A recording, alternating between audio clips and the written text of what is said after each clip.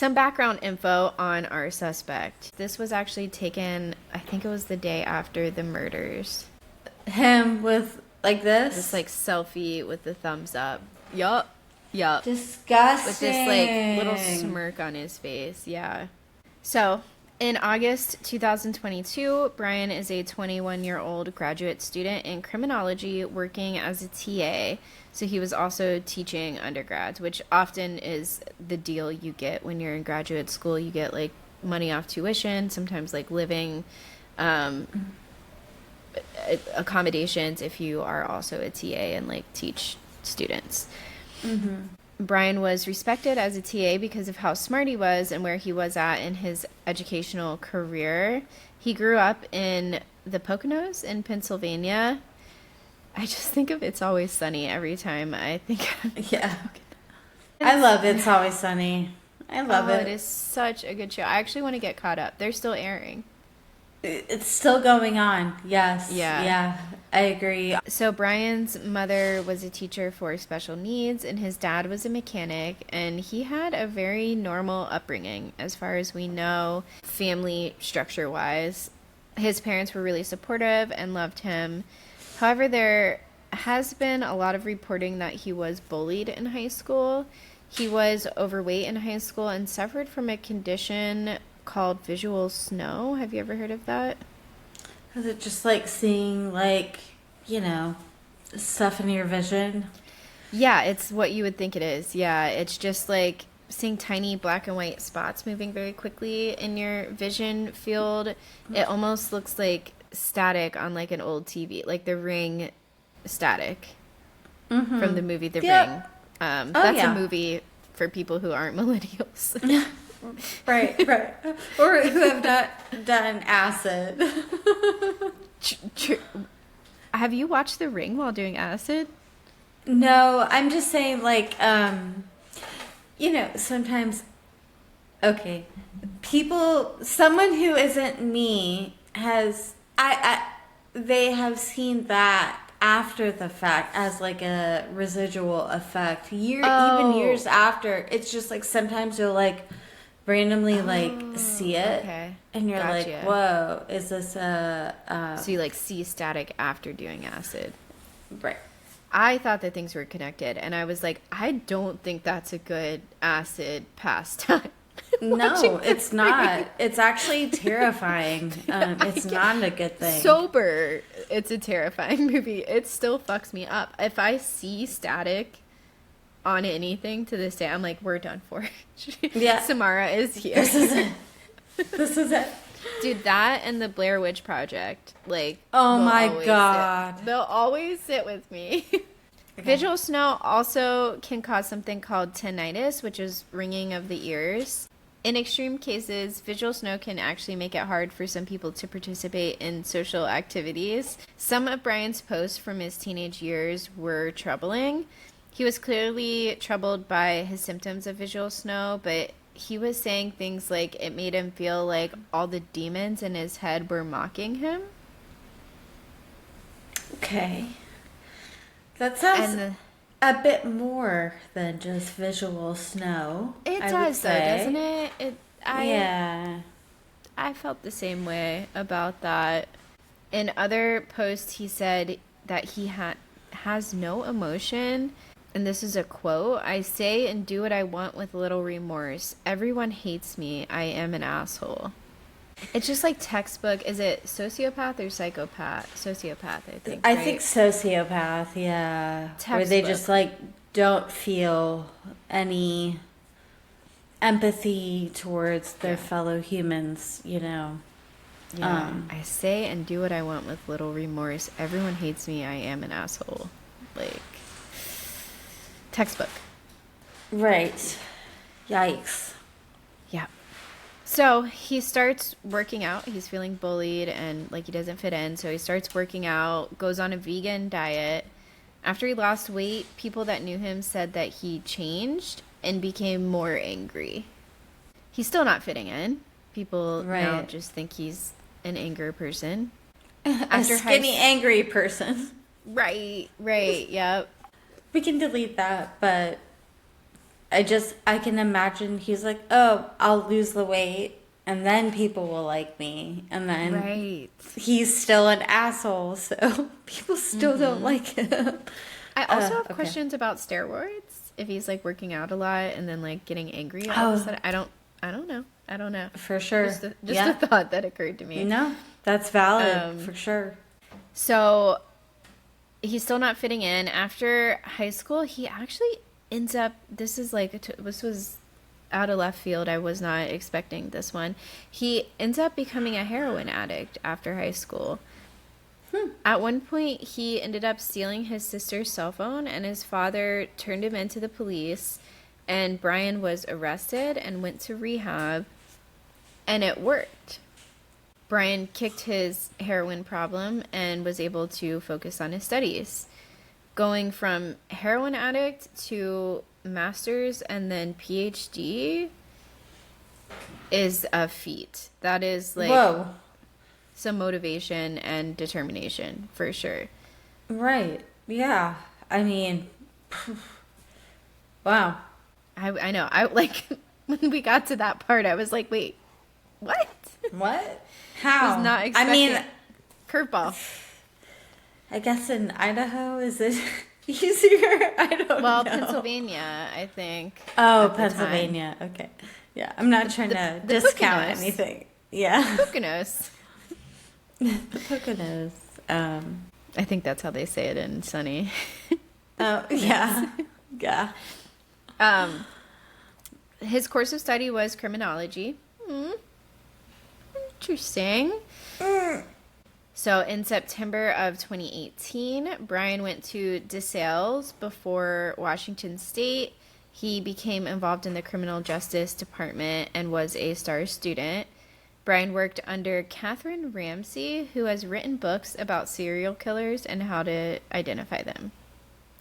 Brian, isn't that crazy? Right. That's crazy. I know. It's just like, was the radar going off at all? Mm-hmm. Brian idolized Dr. Ramsley and wanted to understand the criminal mind, how it functions, and how people break the law. After his master's, he began pursuing a PhD in criminology at Washington State. Female students complained a lot about him. One of the complaints being that he followed one of the students in his class back to her car. She was creeped out and reported this to the department heads. There was a session set up between the professor and Brian about the complaints, and Brian became erratic and combative, and the professor was shocked. 11 days before the murder, he's told by department heads that the money he earns as a TA, a teaching assistant, could be taken away if he doesn't do better. Did these events somehow trigger him carrying out the murders because the women were complaining about him? You know, like, was it an attack on women because it was mostly women who were attacked? Mm-hmm. A woman went on a date with him and they went back to her apartment and he was trying to like tickle or touch her, and she straight up asked him like, why are you trying to touch me? And he got super serious and was like, I'm not. It's not funny. It's just so weird. God. Guys like that are, I feel like we all know guys like that, right? Right. Yeah. Honestly, actually, yeah. Which makes it even more horrifying. Right. Honestly, yeah. Yep. Like they have been Facebook poking you for the last 20 years. And then it's like, hey, what are you doing that for? And they're like, doing what? It's like, I don't know, poking me? Right. Like, what is the point of that? I'm not stupid. God. So she wanted to get away from him. So she said that she's going to run to the bathroom real quick. And then he followed her to the bathroom, which she found to be weird. So she acted like she was throwing up to get him to leave. He did leave. Good. Go ahead. I was going to say, like, literally, I will throw my tampon at you. I will make myself vomit all over you. whatever it is to get you away from me, you sick fucking freak. Yeah, dude. Yep. So he leaves, and then he texts her and says, "Thanks for the date. I had a wonderful time, and you have great birthing hips." Oh my God. Yeah. Disgusting. Clearly, right. And, like, socially challenged, like, critically socially challenged. Oh like, my what? God.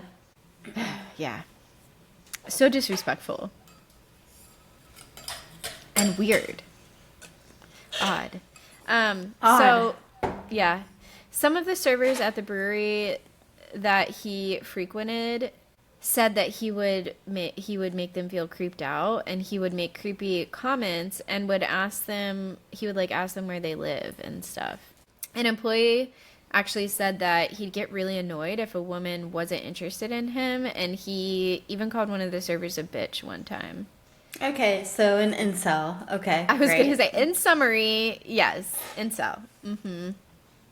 It definitely gave incel. He can't get laid, so he's so pissed.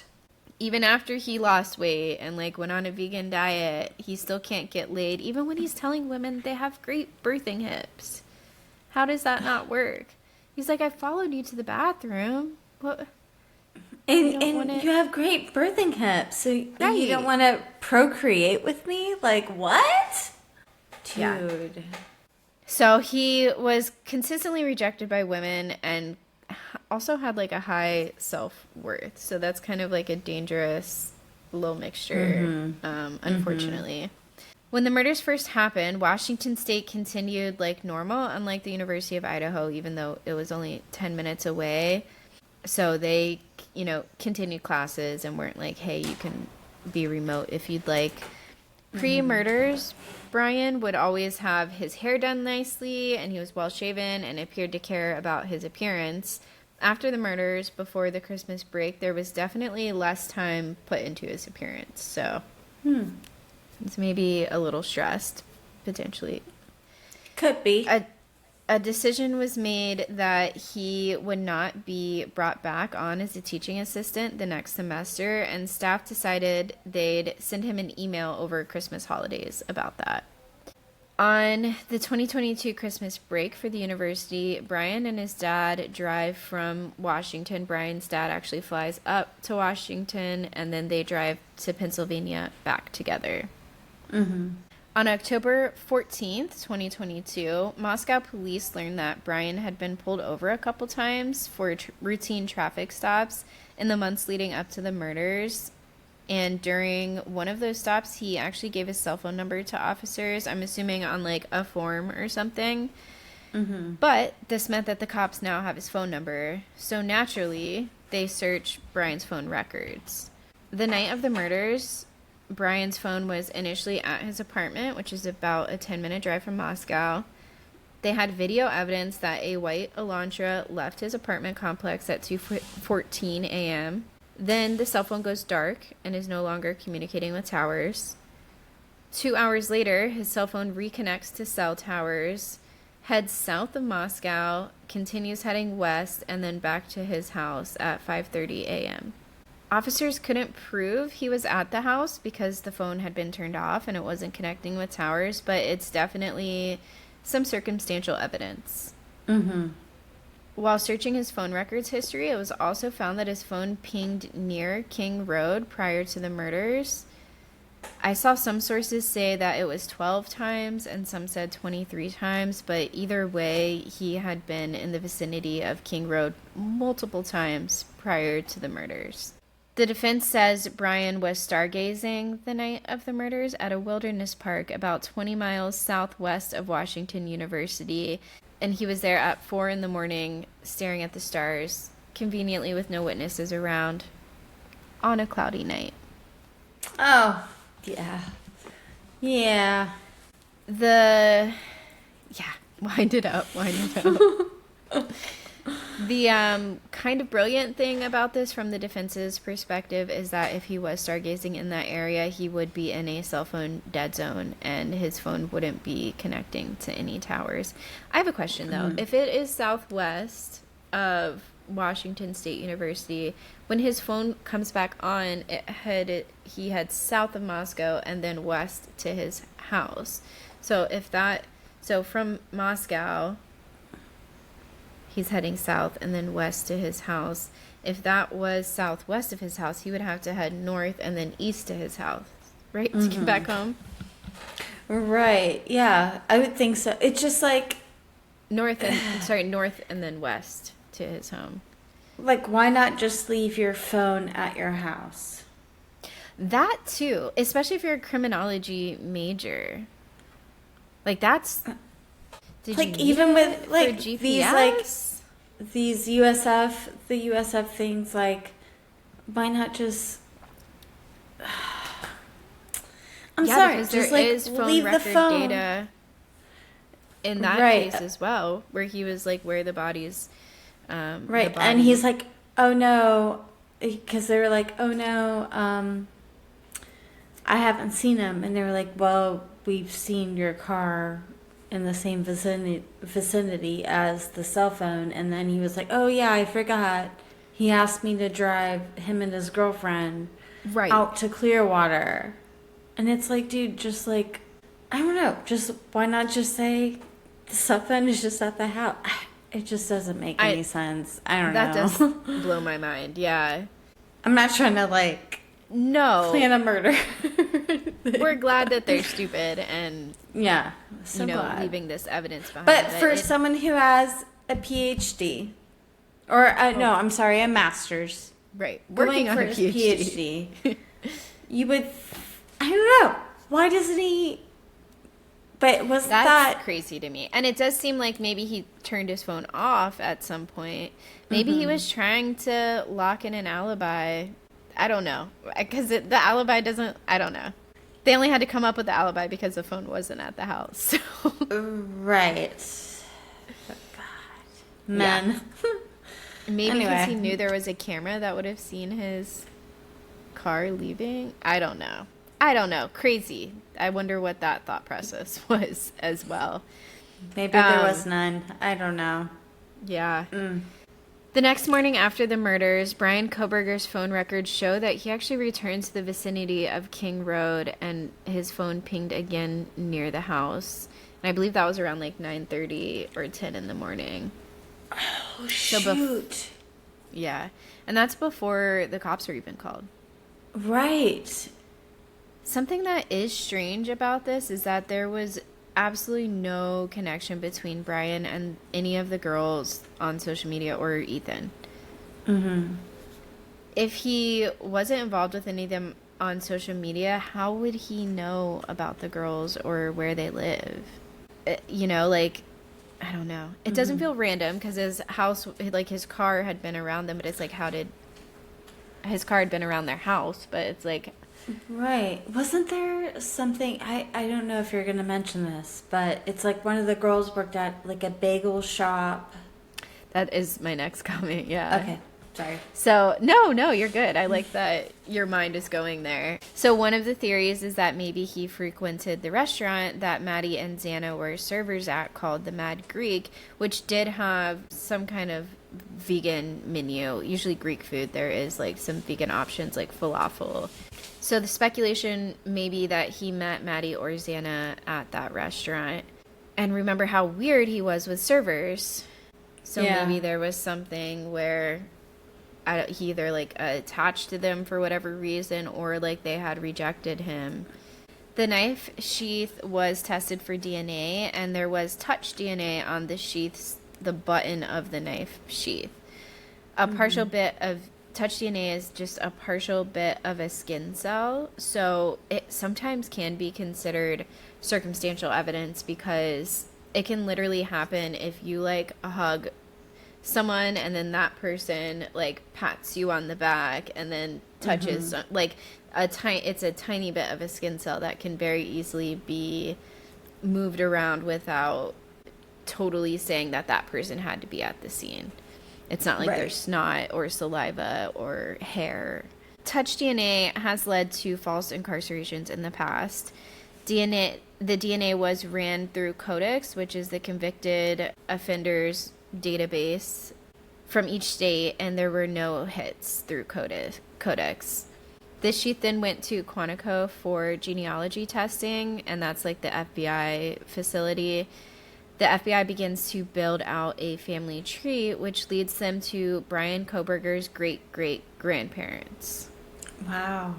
And the thing with genealogy DNA is it just matches you to a group of people, but it doesn't give you like a specific person. You have to have someone give you DNA to conclusively say, okay, it is in that. Like if you have a suspect, you can, and they're arrested, you can get their DNA and then like match it to the DNA that was on the knife sheath, and be able to conclusively say then, okay, it is that DNA. At this point, Brian's at his parents' house because it's over the Christmas break, and Idaho police reach out to Pennsylvania State Police, who begin to survey the Kohberger's house. On December 17th, 2022, investigators see Brian wearing gloves, taking his trash out, and putting it in the neighbor's receptacle. Okay, Brian. That's not suspicious. Not suspicious. A little suspicious. Yeah. December 27th, 2022, they get some of his trash and send it to the lab. It was actually a Q-tip in the trash. The evidence is analyzed, and it ends up being the father of the person's DNA from the knife sheath. Interesting. I bet investigators were feeling the same way. Right.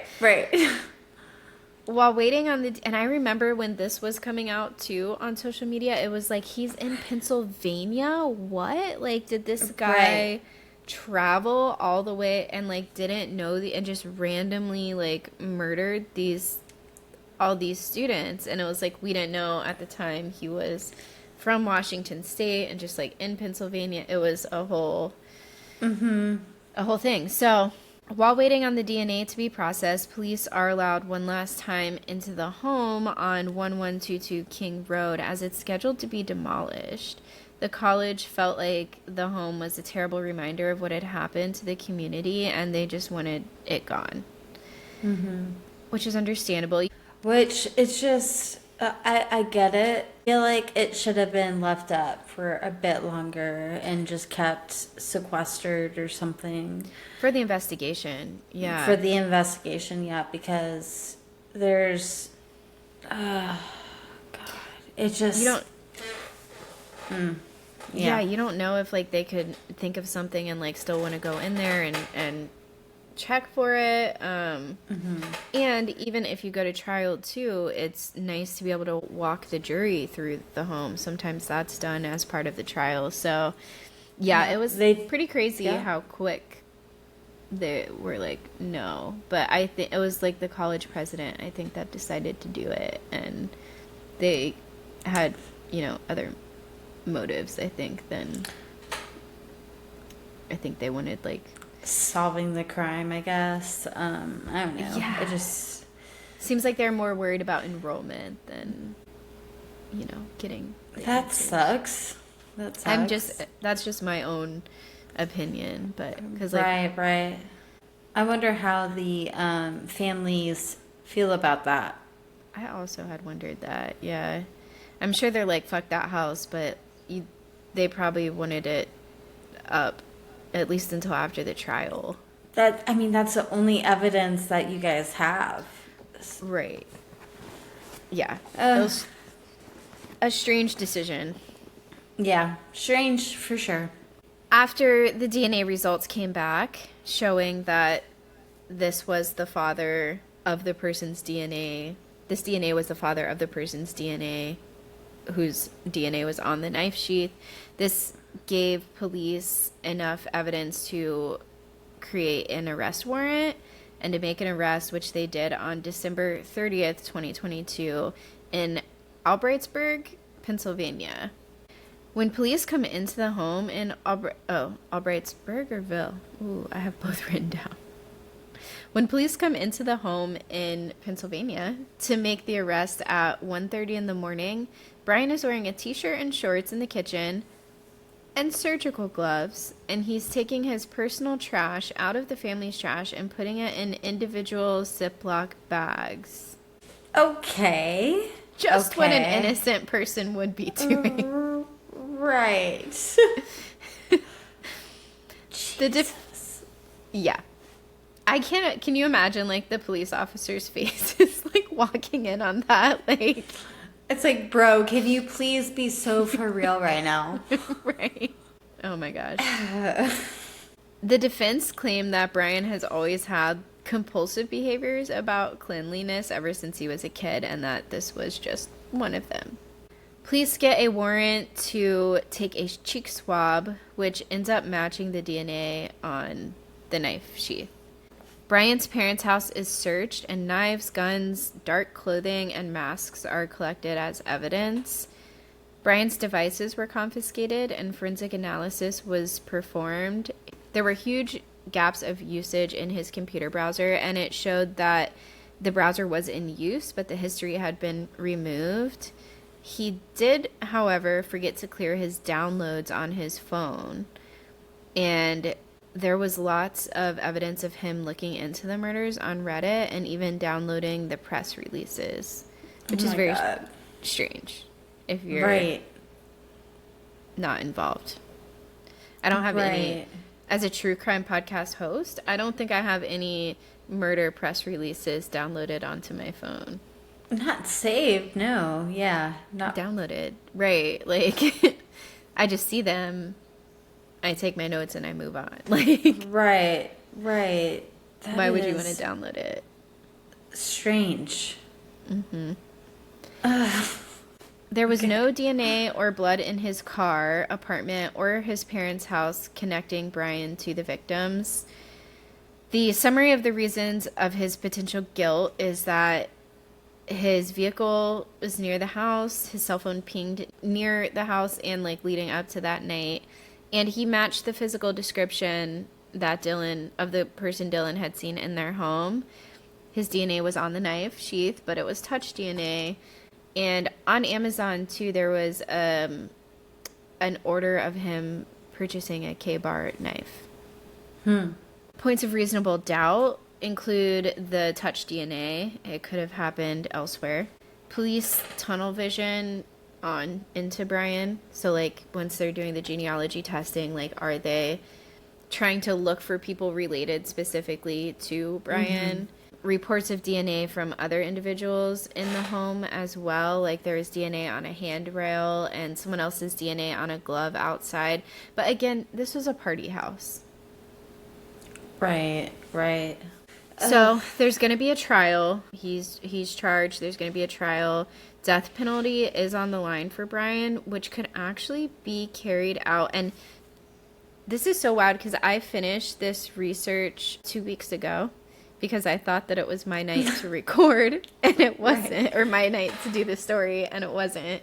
But since then, this topic has gotten big in the news because the federal government just made a ruling, or they're, like, talking about making a ruling or change on this. But at the time in the state of Idaho, the death penalty was on the line for Brian, and it was potentially going to be carried out by a firing squad. Whoa. Wow. Because, that's pretty intense. At the time, Idaho was actually out of the drug needed for lethal injections. Of course, I went into a rabbit hole with this because I'm like, what do you mean? Interesting. Yeah. Right. There was a shortage of the drug needed the shortage, I guess, was prompted by pharmaceutical companies refusing to sell the drug to states if the drug was going to be used in executions.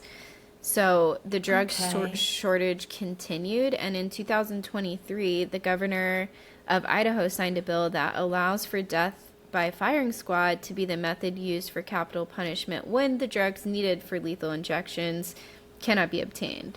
So then it goes on. Okay. In 2024, there actually was a failed lethal injection attempt after an hour of attempting to establish an IV line. And they ended up, like, calling it and saying, like, we're not going to do this anymore after an hour of attempting it. and the guy ended up not being executed.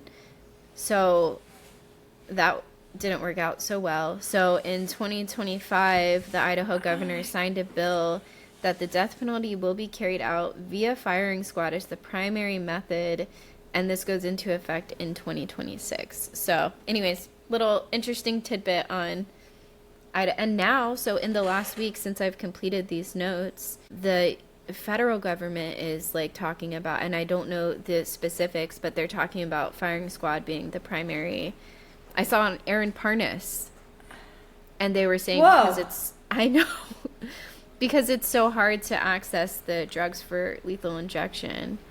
That's wild. Yeah, he might, so he might get shot. Okay, well. Legally. So the trial is sad. Yeah, nary a sympathy. The trial is set for August 2025 in Boise, Idaho. And then the case was moved from Boise, Idaho to Ada County in Idaho because of all the media coverage, and they thought it wouldn't be a fair trial. In July 2nd of 2025, right before the trial is about to start, Brian ends up pleading guilty. His lawyers had fought tooth and nail to try to get the death penalty off the table, but they couldn't. So he pled guilty, took a plea deal, and was able to get the death penalty removed. Kaylee Gonsalves's parents were very upset with the plea deal and disappointed in the state of Idaho. They said that if it had gotten to some kind of negotiations, they would have at least, before doing the plea deal, pushed him more for having to say if he was alone or not, and him providing the weapon, and just like giving more details on like what actually happened. Xana's parents were also very upset. Koberger ended up being sentenced to 4 consecutive life sentences without the possibility of parole, and a 10-year sentence for burglary. So, final thoughts. Even if we can speculate about the motivations, we're truly never going to know why he did this to these students unless he comes out with an interview at some point or says why he did it.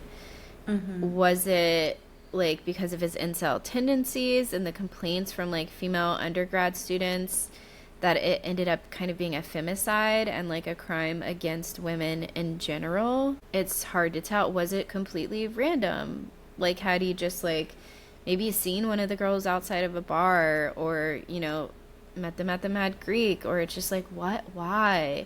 How did it happen, too? Like, was he hiding in Maddie's room already? Did Maddie go up before? I mean, Maddie obviously was upstairs before Kaylee. Was he, like, in her room already, or did he come in through the sliding glass door when she was up by herself? Was Kaylee downstairs with Bethany? And then, like, he came in the sliding glass door, went up to Maddie's room. At some point, Kaylee walks up there. Was Xana and Ethan already attacked at this point? Probably not, because Dylan hears Kaylee going up around 4 a.m. and then Xana was commenting on TikTok at 4:12. So when she hears Kaylee and this guy saying, "You're going to be okay, I'm going to help you," was that before Xana and Dylan were murdered? And did she hear nothing from that? You know, were they sleeping? Well, they couldn't have been sleeping. Xana was awake on TikTok. I have a lot of questions about how it happened. Yeah, it's one of those things that we're always, I feel, going to be questioning what happened. And right, that's another such a strange thing. Like, Bethany, I kind of understand because she was on the bottom floor, but when he saw Dylan, why not? Was he too tired? Was he starting to freak out? And Xana put up quite a fight, so maybe he was like kind of exhausted after that, and like just felt like he couldn't take another person on. Or at least the victims were able, as part of the court proceedings, to give their victim statements, and I do recommend listening to some of them. I really loved Kaylee's sister's statement. She was just like totally belittling him and telling him what a loser he is, pretty much. And I bet that was cathartic in some way for them. And I'm just really glad that they were still able to get that moment. Yeah. And as they're saying their victim statements, he literally just sits there staring at them with no emotion. Needing this much attention just to feel real. You're terrified of being ordinary, aren't you? Do you feel anything at all? Or are you exactly what you always feared? Nothing. If you're so powerful, then why are you still hiding, defendant? You see, I'm here today as me. But who are you? Let's try to take off your mask and see. You didn't create devastation. You revealed it in yourself. And that darkness you carry, that emptiness, you'll sit with it long after this is over. That is your sentence. And it was written on the wall long before you ever pled guilty. You didn't win. You just exposed yourself as the coward you are. You're a delusional, pathetic, hypochondriac loser who thought you were so much smarter than everybody else. Constantly scolding, turning your nose up to grammar mistakes, nitpicking and criticizing others. You wanted so badly to be different, to be special, to be better, to be deep, to be mysterious. You found yourself thinking you were better than everyone else, and you thought you could figure out the human psyche and see through it, all while tweaked out on heroin. Lurking in the shadows made you feel powerful because no one ever paid you any attention in the light. You thought you were exceptional, all because of a grade on a paper. You thought you were elite because your online IQ test from 2010 told you so. All of that effort just to seem important. It's desperate. There is a name for your condition, though. Your inflated ego just didn't allow you to see it. Wannabe. You act like no one could ever understand your mind, but the truth is you're basic. You're a textbook case of insecurity disguised as control. Your patterns are predictable. Your motives are shallow. You are not profound. You're pathetic. You aren't special or deep, not mysterious or exceptional. Don't ever get it twisted again. No one is scared of you today. No one is intimidated by you. No one is impressed by you. No one thinks that you are important. You orchestrated this like you thought you were God. Now look at you, begging a courtroom for scraps. You spent months preparing, and still all it took was my sister in a sheath. You work so hard to seem dangerous, but real control doesn't have to prove itself. The truth is, the scariest part about you is how painfully average you turned out to be. The truth is, you're as dumb as they come. Stupid, clumsy, slow, sloppy, weak, dirty. Let me be very clear. Don't ever try to convince yourself you mattered just because someone finally said your name out loud. I see through you. You want the truth? Here's the one you'll hate the most. If you hadn't attacked them in their sleep, in the middle of the night, like a pedophile, Kaylee would have kicked your fucking ass. Thank you. Thank you. And that's, yeah. That's amazing. Oh my goodness.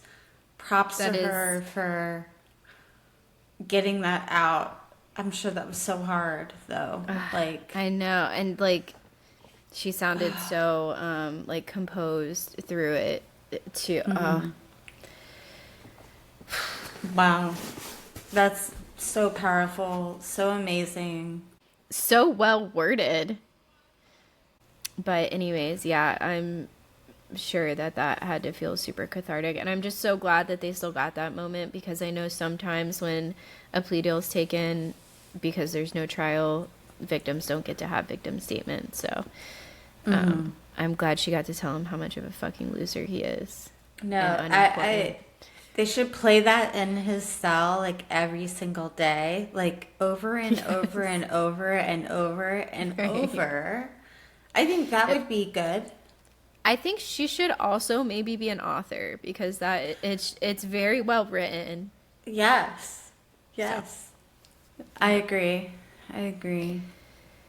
But that's it. That's it for the case of the Idaho 4. I really wanted to do this one because obviously this was before we started Crimenelia Street.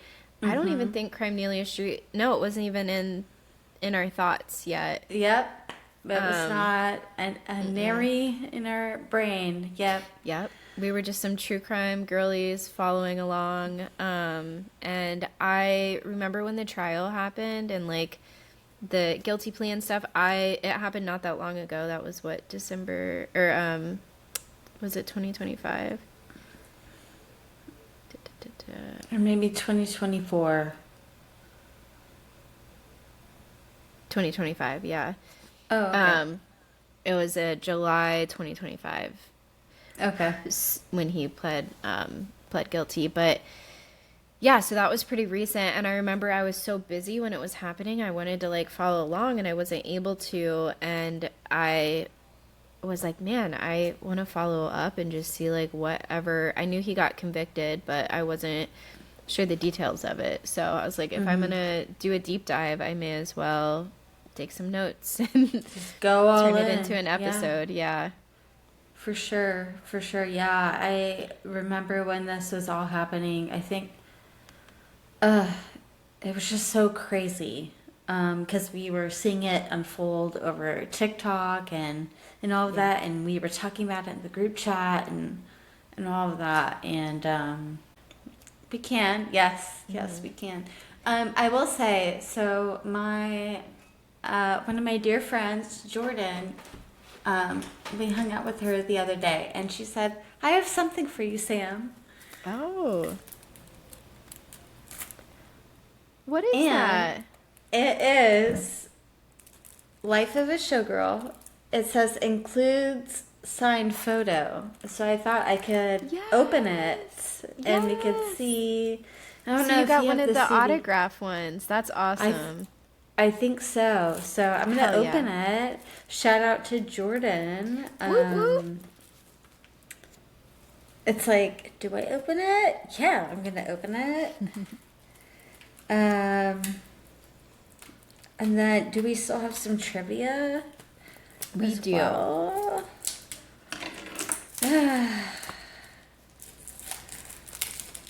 Okay. Woo! Here we go. All right. Plastic wrap is off. Have you heard too about like the whole lawsuit over the Life of a Showgirl?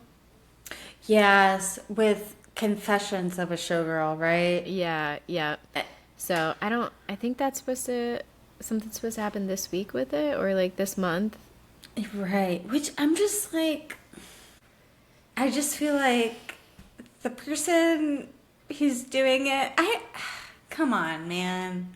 I heard that she was actually using like some of Taylor's music to like promote her stuff too. So it's just like, I don't know, the Confessions of a Showgirl sounds so different than the Life of a Showgirl to me that I'm surprised that is something that can even like have standing. But I do agree that like the look of the logo with like the font and like the kind of scrapbooky feel is similar to the like Life of a Showgirl kind of scrapbook bit. So like that part is similar, but everything else, it's like, what? I don't know.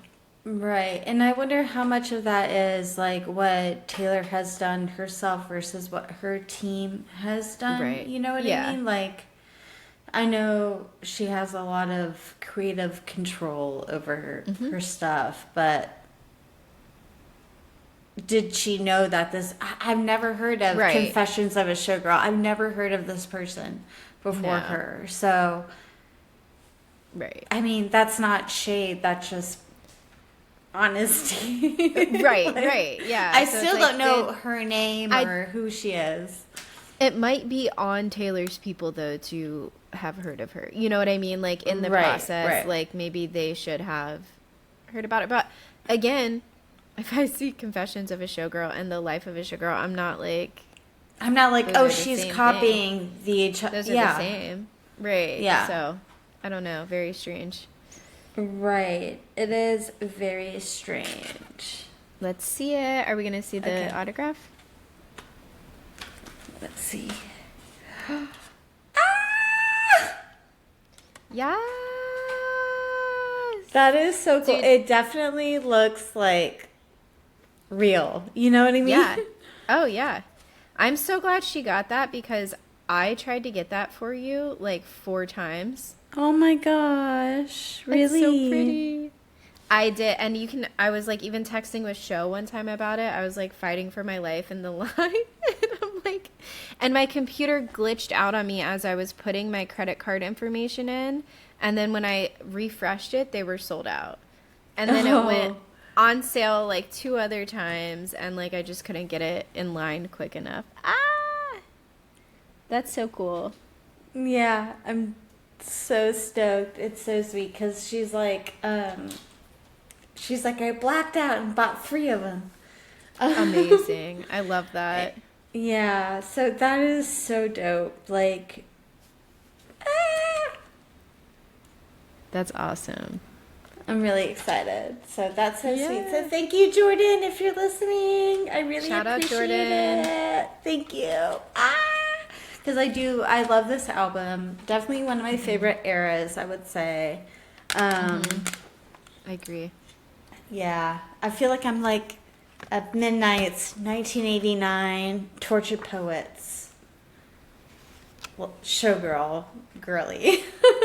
Those are like my eras. With Yeah, a I've been little big. bit of Fearless. Okay. I've been big TTP yeah. and Showgirl lately. Those are like really the only Dude. eras that exist for me at this moment in time. TTPD is so good. That's so freaking good, dude. It's so good. Oh my goodness. Okay, we have a little Did You Know? Okay. Did you know that Red's lead single, We Are Never Ever Getting Back Together, was written by Taylor Swift, Max Martin, and Shellback? Oh. Which they did this album as well. Showgirl, too. Yep. Now you know. Now we know. Okay, quiz. Here we go.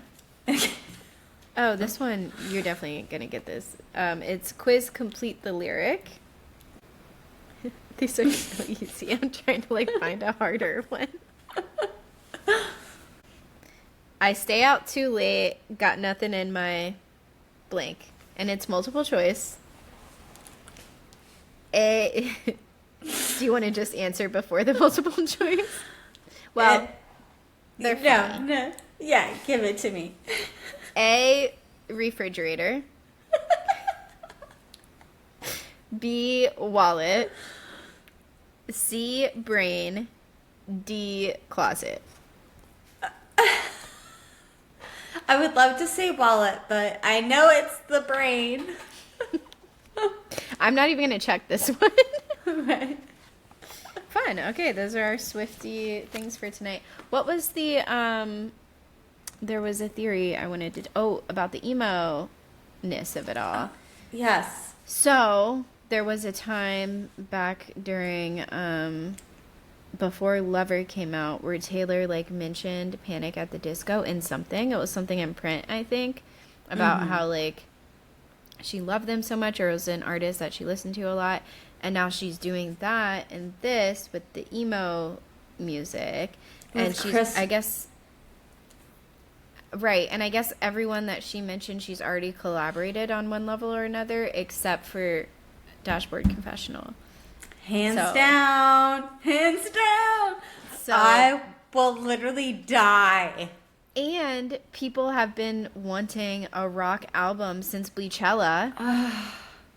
Since the Since Bleachella Bleachella. era, when she had I guess I'm just giving a little bit of context for people who don't know what Bleachella is, but it was when she had a bob that was bleach blonde. At the Met And- Gala. Yep. Yes, and there was this performance of, was it Out of the Woods? No, what was it? Out of the Woods? No. What was the Rocky performance? Oh, well, there was that little bit of We are never So- getting back together. Yes, we are never getting. She did do that, but I think that was at the 1989 tour.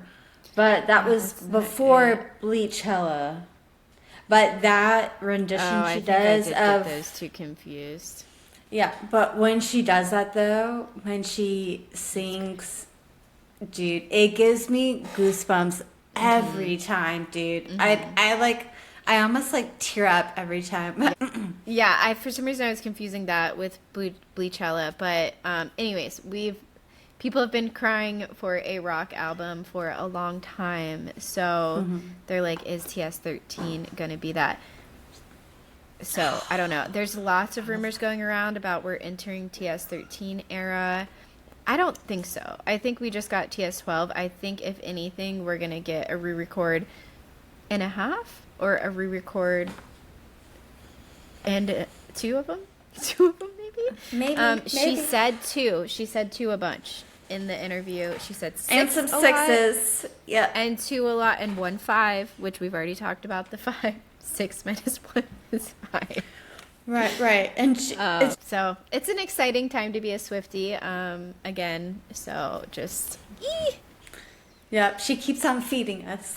She does. Every time we're like, oh, I'm feeling a little not parched, Yeah. a little, what is it when you're hungry? No, Starved. like Famished. peckish. Peckish. You're like, I'm Peckish. starved. Starving.